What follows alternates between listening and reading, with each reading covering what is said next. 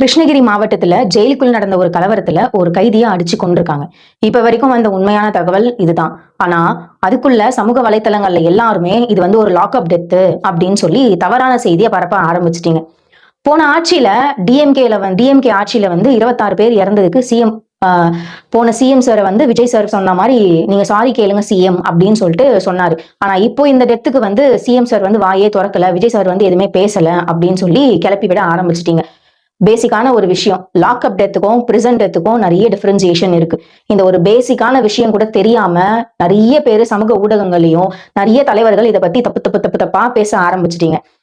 சின்ன ஒரு கிளாரிபிகேஷன், சிஎமோட கட்டுப்பாட்டுல இருக்கிறது உள்துறையும் காவல்துறையும். ஆனா பிரிசன் டிபார்ட்மெண்ட் வேற ஒரு பிரிசன் மினிஸ்டர் கிட்ட இருக்கும். இது ரெண்டு தான். நேரடி கட்டுப்பாட்டுல இருக்கிறது உள்துறையும் காவல்துறையும் மட்டும்தான். அதுக்குள்ள சிஎம் சார் இதை பத்தி எதுவுமே பேசல செய்யல அப்படின்னு சொல்லிட்டீங்க. லாக்அப் டெத்னா என்னன்னா, ஒரு கைதியை அரெஸ்ட் பண்ணி கூட்டிட்டு போயிட்டு விசாரணை கைதியா அவரை வச்சு அவரை விசாரிக்கும் போது போலீசார் தாக்குதல் நடத்தும் போது அவர் இறந்துட்டாரு அப்படின்னா அதுக்கு பேர் லாக்அப் டெத். இதுதான் சிஎமோட டைரக்ட் கட்டுப்பாட்டுல இருக்கும். இது அவருக்கு டைரக்டா ரிப்போர்ட் பண்ணுவாங்க. ஆனா பிரிசன் டெத் அப்படின்னு சொல்றது கோர்ட்டுக்கு, இப்ப அரெஸ்ட் பண்ற கைதியை கோர்ட்டுக்கு கூட்டிட்டு போயிட்டு அங்க அவருக்கு தண்டனை கன்ஃபார்ம் ஆகி அவர் ஜெயிலுக்கு போயிட்டு அங்க அவர் கைதியோட கைதியா சண்டை போட்டு இறந்தாலோ இல்ல உடல்நிலை சரியில்லாம இறந்தாலோ அதெல்லாம் தான் பிரிசன் டெத்ல வரும். இதுக்கு பொறுப்பேற்றுட்டு இருக்க டிபார்ட்மெண்ட் ஆஃப் பிரிசன்ல இருக்கிற பிரிசன் மினிஸ்டர் தான் இதுக்கு பொறுப்பேற்று இதுக்கான தண்டனையை கொடுப்பாங்க.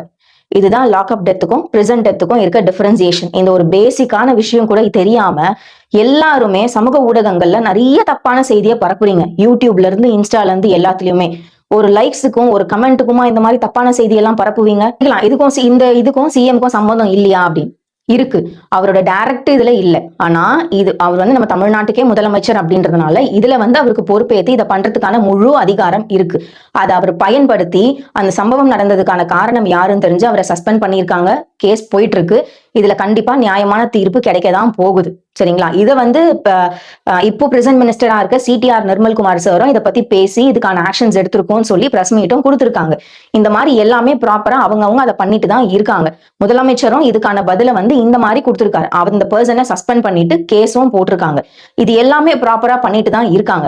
அவங்களோட வேலையை அவங்க செஞ்சுட்டு தான் இருக்காங்க. இந்த மாதிரி தவறான செய்தியை பரப்பி லைக்ஸும் கமெண்ட்ஸும் வாங்குறதுக்கு பதிலா ஒரு விஷயத்த பத்தி நீங்க பேசுறீங்கன்னா அதை பத்தி முழுசா நோட்ஸ் எடுங்க, அதை பத்தி முழுசா பாருங்க, அதுல என்ன நடக்குது என்ன பண்றாங்கன்றத முழுசா தெரிஞ்சுக்கிட்டு உண்மை தன்மையை கண்டுபிடிச்சு அதுக்கப்புறமா உண்மையை பேசி லைக்ஸும் கமெண்ட்ஸும் வாங்க பாருங்க.